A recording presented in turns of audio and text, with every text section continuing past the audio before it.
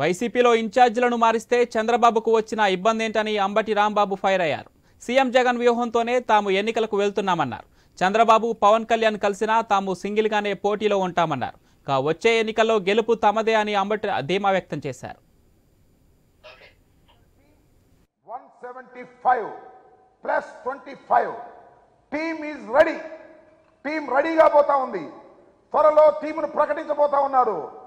దానిలో అంటే ఆయన్ని మార్చారండి, ఈయన మీకేంది బాధ? ఎవరిని మార్చితే మీకేంటి బాధ?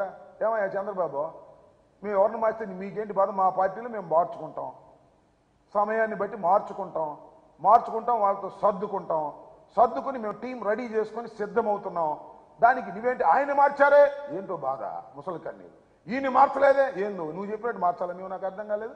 జగన్మోహన్ రెడ్డి గారు ఒక స్పష్టమైన స్వచ్ఛమైన పరిపాలన చేసి రెండవసారి ఎన్నికలకు సిద్ధమవుతున్నారు. టీం సిద్ధమవుతుంది. ఎన్నికలకు వెళ్ళబోతున్నాం. అత్యంత ఆత్మవిశ్వాసంతో ఎన్నికలకు వెళ్ళబోతున్నాం. ఎవరిని కలుపుకోము, సింగిల్ గానే వెళ్తాము. 175 ప్లస్ 25 వెళ్ళి మొత్తం కొట్టుకొని తిరిగి వస్తాం. గుర్తుపెట్టుకోండి, మిమ్మల్ని చిత్తుగా ఓడిస్తాము. చంద్రబాబు పవన్ కళ్యాణ్ కలిసిన సీట్లు సర్దుకున్నా ఏమైనా గెలుపు మాత్రం వైఎస్ఆర్సీపీ.